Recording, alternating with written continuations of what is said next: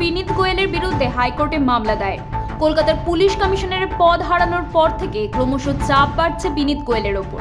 বিশেষ করে আরজিকর মেডিকেলের নির্যাতিতার নাম প্রকাশ করার অভিযোগে সুপ্রিম কোর্টও পদক্ষেপ করতে বলেছে তার বিরুদ্ধে।